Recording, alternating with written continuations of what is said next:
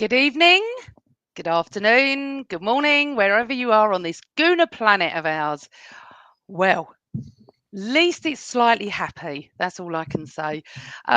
It's fantastic to have my podcast brothers. Welcome back, Cooks. Nice to see you. Hello. Good to be here again. Good to have you back, Amanda. It's been a while. Yeah, I know. It's been a couple of weeks, isn't it? God, you've been holding down the fort. You did a great show with James the other day. So if anyone hasn't seen it, go and check it out. With Yeah, have although I would say that was in the aftermath of our 1-0 defeat to PSG, so maybe don't go and check it out if you are of mental sound mind. Still a good show, though. Still a good show. Um, Christopher, hello, darling. How are you? I am fabulous. Do you know why? Because I've just spent the last 2 hours sitting in, 4 hours sitting in the sunshine. So happy days. And as Andy Love said, I'm proud of them after this week's disappointments. We're going to get to it. It's going to be a very short show, people, because the boys have to go by 7 the latest. So we're going to get into it. Listen, I'm just going to update everyone. Chris wasn't able to watch it this afternoon, so he's going to sort of listen to what Cooks and I are saying and what you're saying in the chat room. But Cooks, when that started, I mean, how did you feel anyway? I mean, I took it as the least game I've ever been stressed about. I wasn't bothered all day. I didn't think we'd win. I'm over the moon we've got a draw. Coming back from PSG, which we will go into shortly. But how did you feel about the match?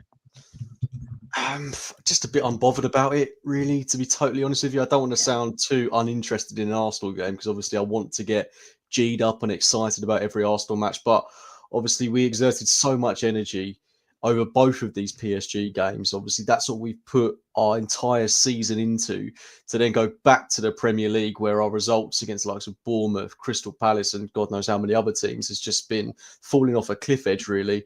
I half expected us to lose. I wouldn't have been surprised if we'd have maybe pulled a miracle out of the hat and got a win, because Liverpool have also, gone on and already won the league. They've not got anything to play for. But I did fully expect Liverpool to go very strong, as they did, really rub it in our faces. And I'm glad that even though it was a very, very poor first half from us, we've not really given them the opportunity to really, point the finger at us and be like, oh yeah, we're so much better than you. But there's a lot to get into today, and I'm content with a draw. Yeah, God, I'm over the moon. I feel like we've won, to be honest. 10 men at Anfield, 2-0 down.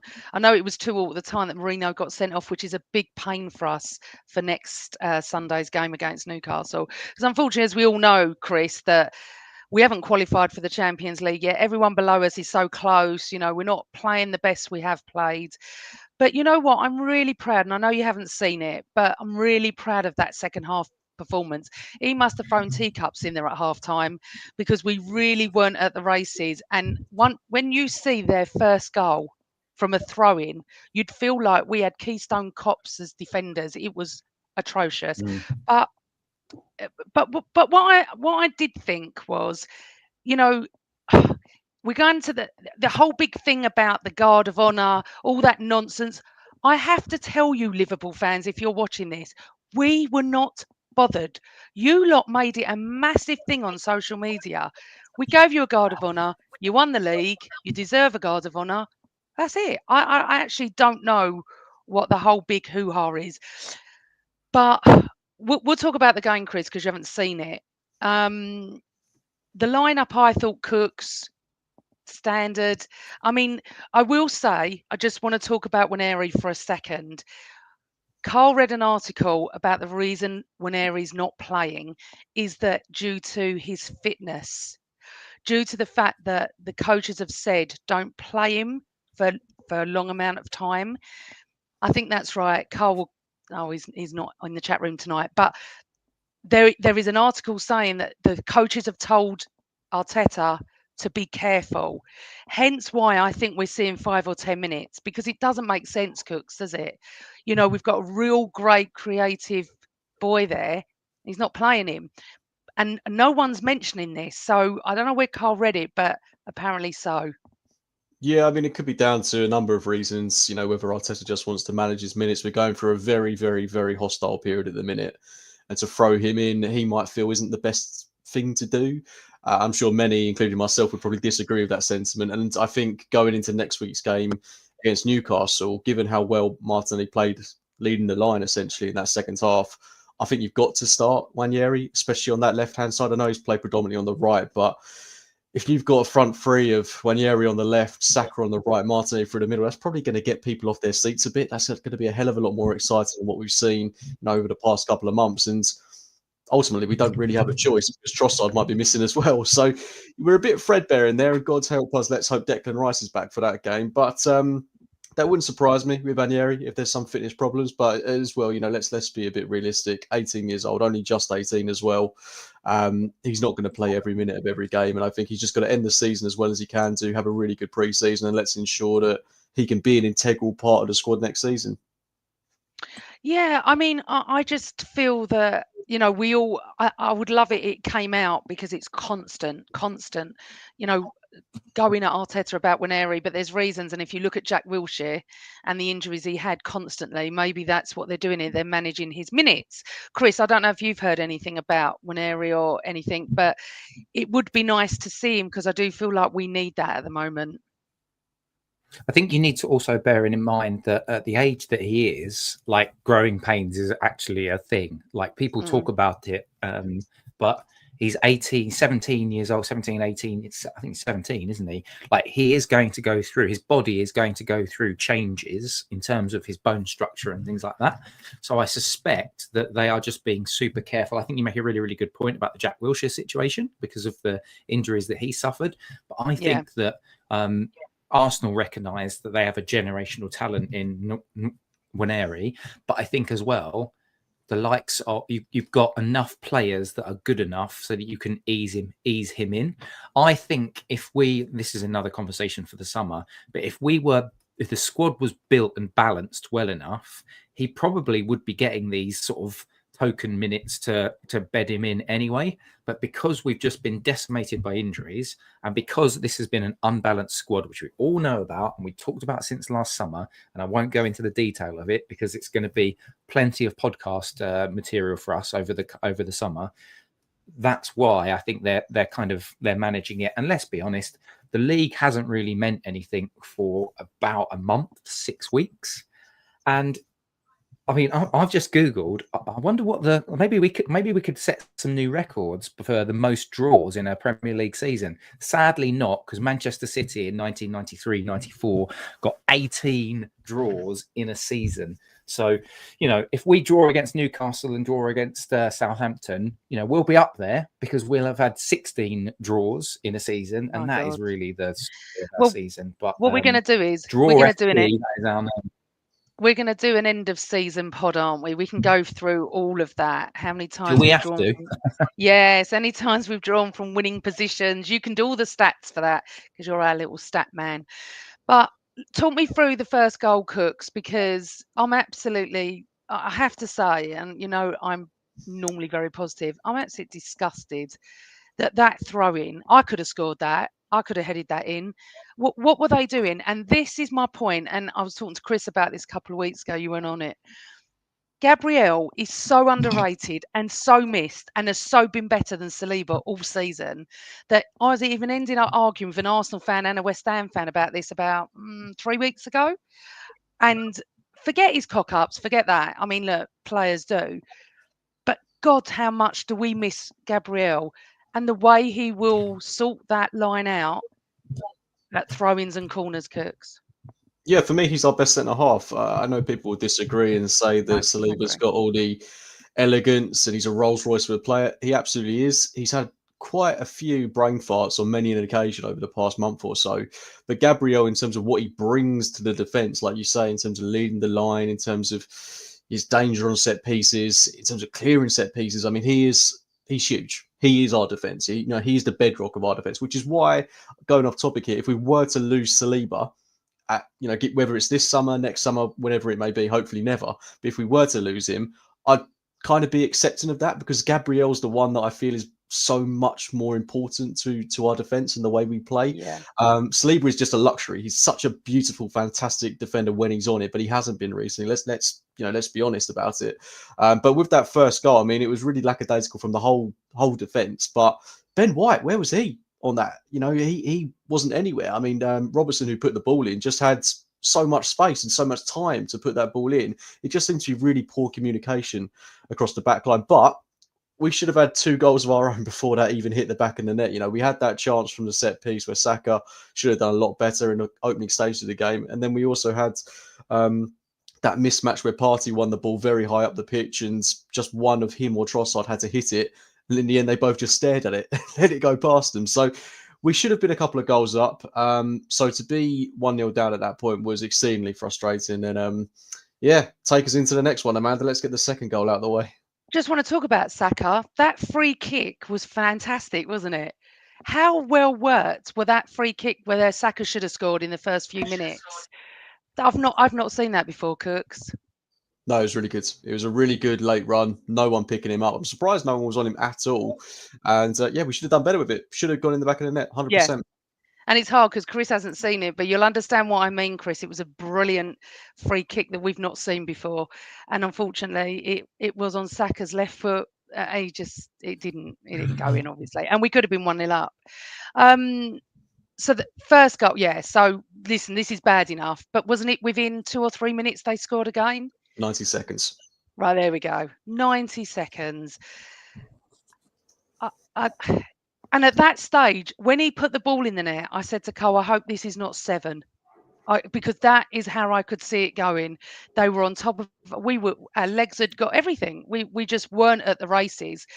And unfortunately, 2-0 down at Anfield, you are sitting there thinking the worst. And me, you, and another tweeter were having a whole disagreement about who's going to win today, who's going to win at Newcastle and all this. And it was a little bit like, I could see the writing on the wall. I thought it was going to go 4 or 5-0. And again, who do you blame for that goal? The second one. I mean, there's so many people, aren't there? That's where you miss Declan Rice, because I don't think that goal happens if Declan Rice is on the pitch, because no one is really tracking back. I mean, I can barely remember it, to be honest. It just happened so quickly. It really reminded me of, do you know when we would go to Anfield maybe 10 years ago, or maybe not even that long ago, like 6, 7, 8 years ago, and we would regularly get pumped for 5-0, but they would score goals like one after another in quick succession. It really, really had the hallmarks of one of those games.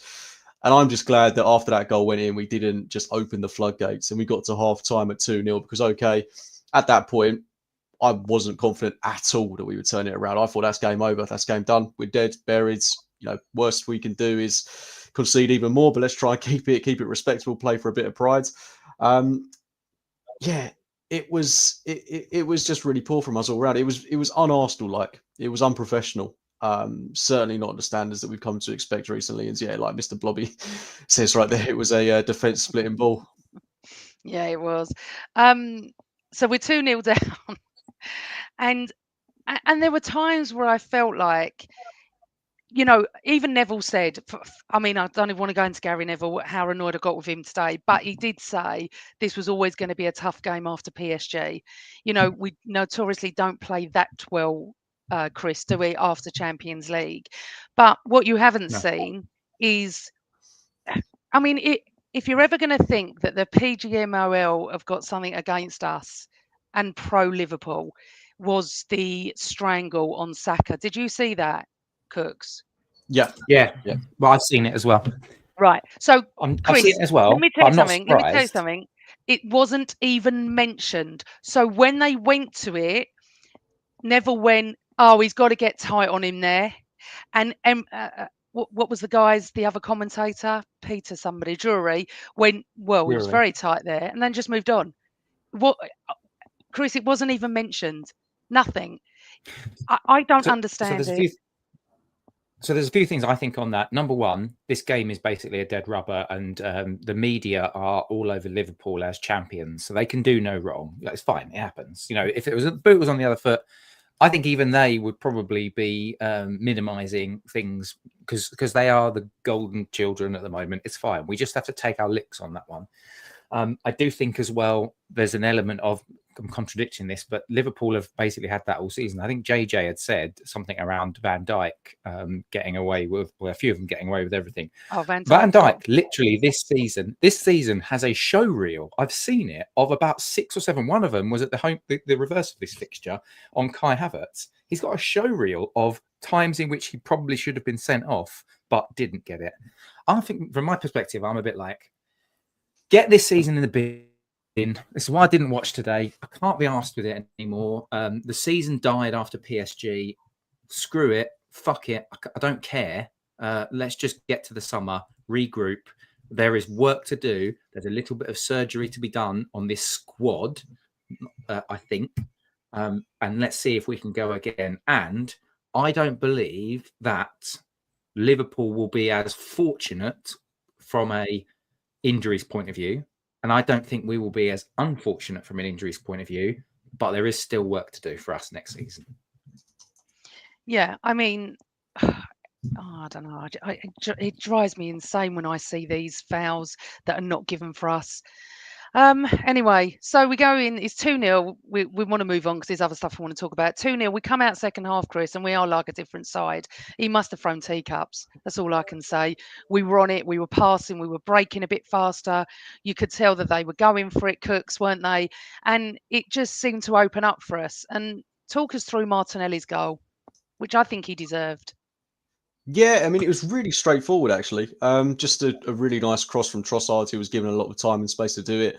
And I think that was almost an identical spot to where Martinelli scored a header from. Do you remember when we went 2-0 up there a couple of seasons ago and ended up drawing the game 2-2? So the game basically happened in reverse. But it was a really good header from him to get between the centre halves. And that's just exactly what you needed at the start of the half, because you go from thinking, oh, this is dead and buried, to, oh, actually, you know, they're on the beach a little bit. Their minds might be elsewhere. We've still got something to play for this season. Even if it is just getting a top 5 finish, you know, we just need something to lift the mood. And that goal did exactly that. And the whole second half performance was really good, to be honest. You know, you've got to give Arsenal their due. They really turned it on in that second half. And we're unfortunate not to win it, if we're being honest, because we had the chances to. Yeah. And Chris, you know, as I said, you haven't seen it yet. Honestly, it was like a game of two halves, and a draw probably was a fair result, but we did have more of the clear-cut chances to win it. What a shot by Ødegaard, though. What I felt like all his vengeance of the last few months came out in that shot for the second goal, Cooks, when it hit actually Alisson pushed it slightly onto the post, and Marino heads it into an open goal, and they're all surrounding the ref for offside. And even Neville again said that's not offside. We've seen it, and I actually felt confident for the first time with VAR that they were going to give it, because I felt like it wasn't offside. But it's lovely. What a shot, Cooks. I mean, that's what we've been missing from him, isn't it? Yeah, and he needs to do it more often. I mean, you know, we've seen it so many times in recent weeks. You've seen it all season. Ødegaard overplaying the ball. I mean, I can distinctly remember one that he did against Bournemouth last week, where he just, you know, took a touch, took a feint, took another touch, played it into danger, gets a shot off, and there's, you know, a defender 2 yards in front of him. It's going nowhere. He needs to shoot a lot quicker. Ball into feet, shot. Ball into feet, shot. Yeah, that's what he needs to do next season. That's why he got, what was it, 15 league goals a couple of seasons ago? Because he's got the ability to shoot.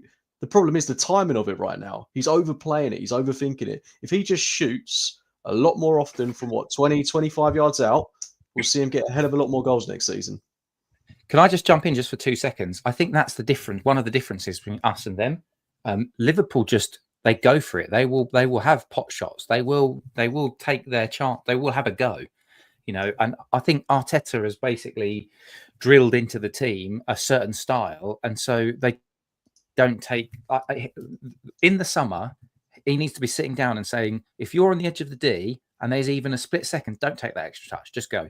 Because even if it deflects wide for a corner, we're good at corners. If it gets blocked, like the ball, statistically, if it gets blocked, it's probably coming out to an Arsenal player because we're on the attack.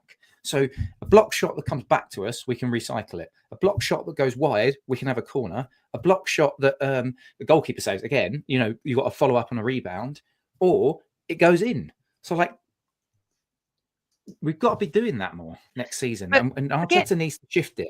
forget next season. We've still got 2 games left. You know, you lot are I already don't on the know. beach. I will be going to the Newcastle game. I will be singing myself hoarse. So people who are probably thinking, part-time fan, I'm a season ticket holder. I love my football club.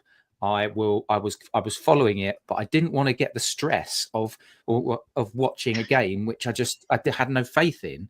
Next weekend I will be there, but I tell you now, I'm done with this season. I'm finished with it. The But we best thing can't about be done. the best thing about the best thing about the last 24 hours was hearing that we potentially are doing our business early with some of the Zubimendi stuff. That's it. That is literally all I'm taking from this weekend. Funny you should mention that. So let's just finish the game off, and we'll go to Zubimendi.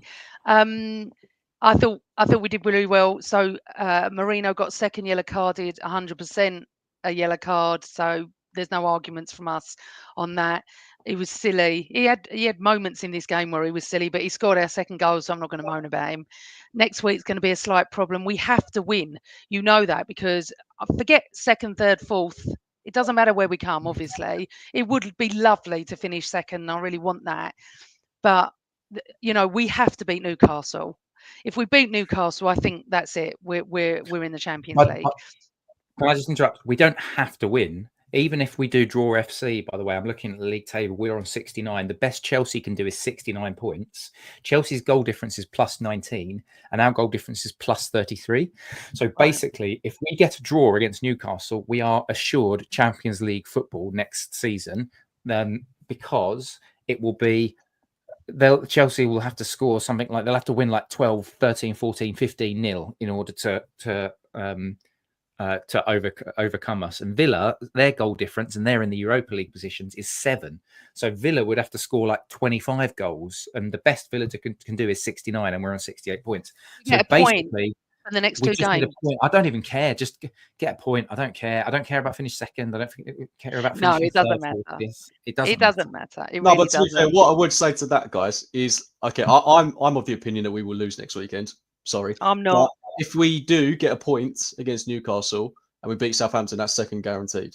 So it's not hard really. But I don't see us beating or getting a draw against Newcastle. I think they'll beat us.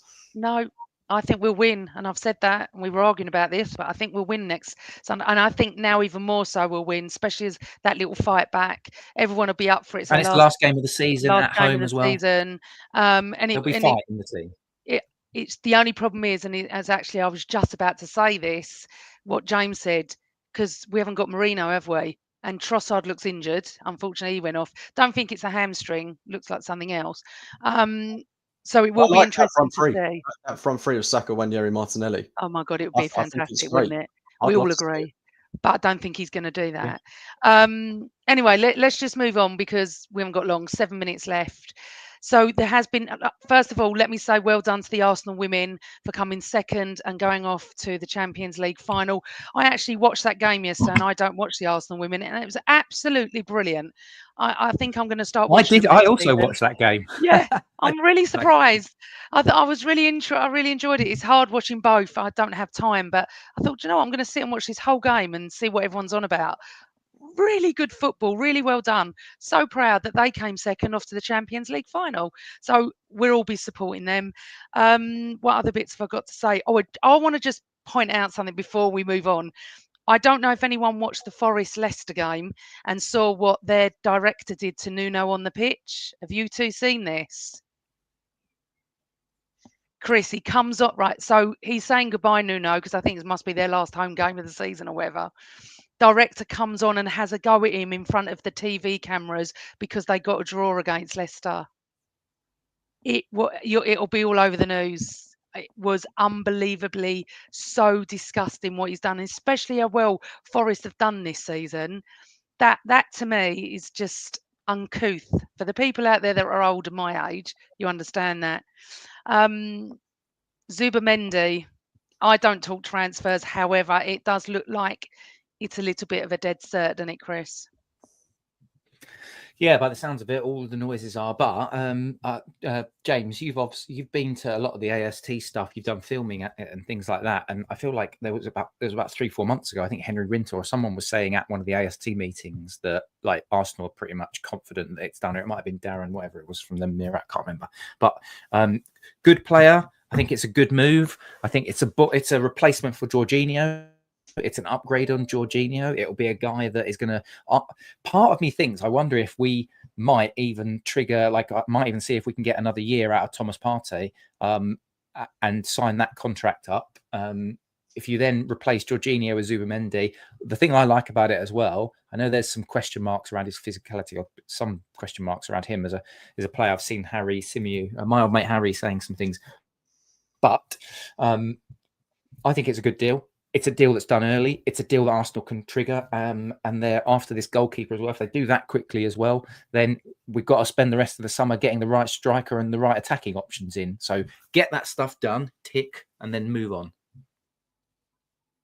I think yes, and it's nice that we're doing it really early. It's really shocking how early this is, because literally, if Fabrizio and all of them say it's done, let's go, you sort of believe it. Ornstein said it, and I message with Ornstein and stuff like that, so I do trust him on things like this. But it's really, really interesting to see how quick we're moving. And could this be down, Cooks, to the new guy? Is it Berta or Barta?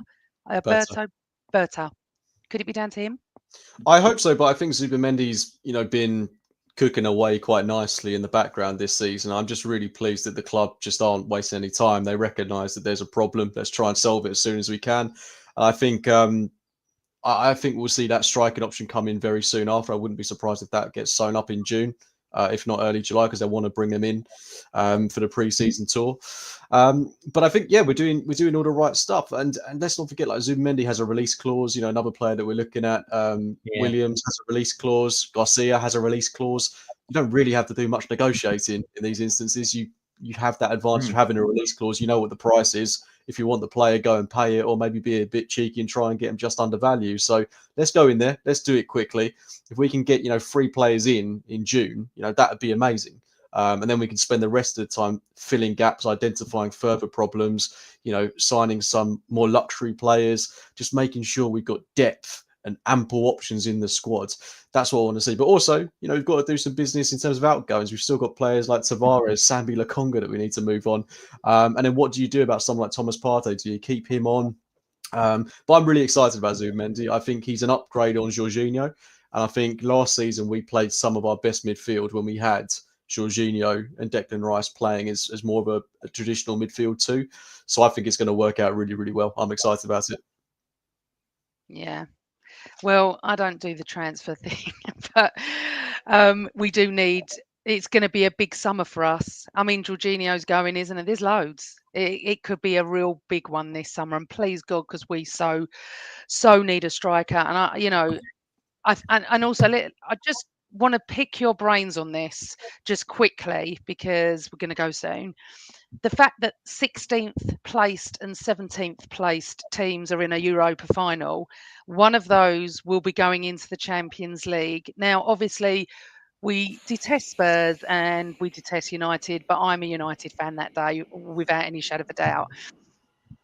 Cooks, do you think it's right? And I'm not just saying it because it's those two teams. I mean, if we were 16th, I'll be saying, how are you getting into the Champions League?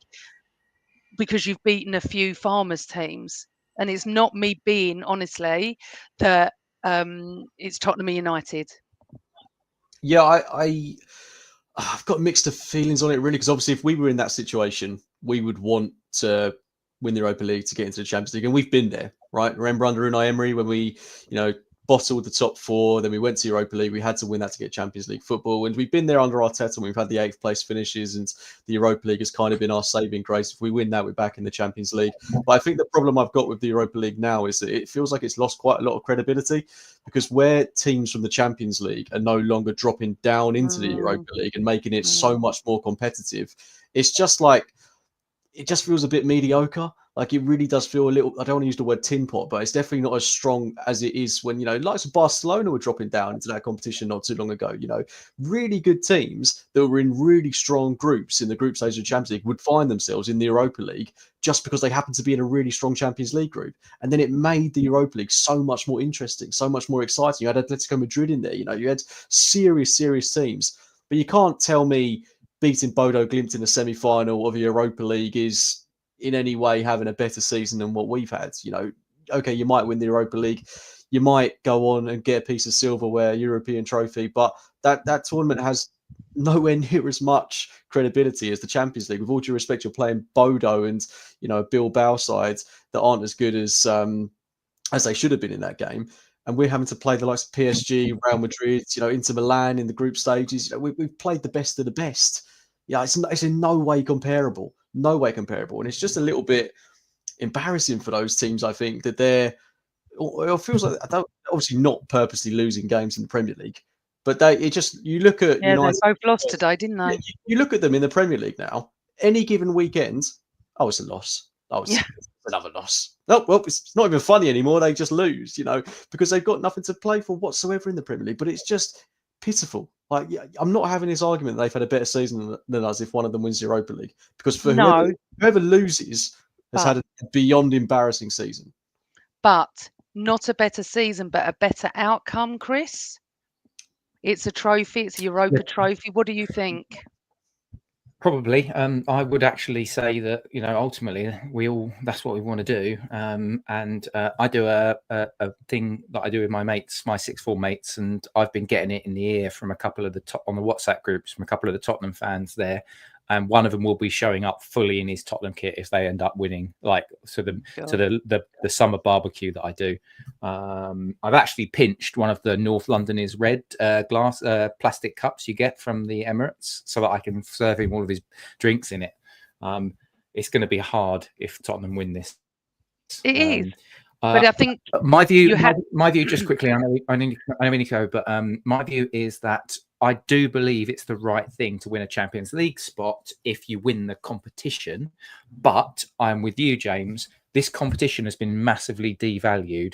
We played Atletico Madrid in the semi-final a few years ago. They played Bodo Glimt. I mean, it's embarrassing. I totally agree. However, not a better season, but maybe a better outcome. That it's a trophy at the end of the day. And please God, the Red Devils win it, because we're just never going to hear the last that they've won it before. Oh, anyway. Right, everybody. As we said, it's going to be a very quick show. The boys have to go. We will be back post Newcastle, maybe the next day, and then obviously post Southampton. We will be going all through the summer, so please do share this show. Please hit the like button and subscribe, put the bell on, and you know when we're coming. We really appreciate your support all season, and as I said, we've got a couple more shows to go before it. But before we go, my Newcastle prediction is 2-1 to the Arsenal. Chris, James, what's yours? 1-1. So you're going 1-1, Chris. 1-1. James? 2-0 Newcastle. Right, I've written it. The ink is down. So everybody, thank you again. Boys, enjoy your evening. As we always say, always Arsenal. Good night.